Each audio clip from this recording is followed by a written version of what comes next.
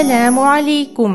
Менің кішкентай, білімді, ізденімпаз достарым.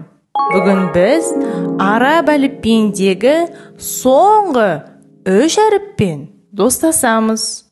Олар мим,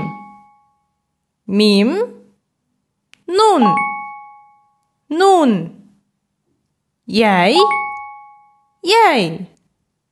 Мим әрпі үтірге ұқсас. Ал яй әрпі аққуға ұқсайды. Бұл әріптер жіңішке әріптер. Қане, қайталап көрейікші.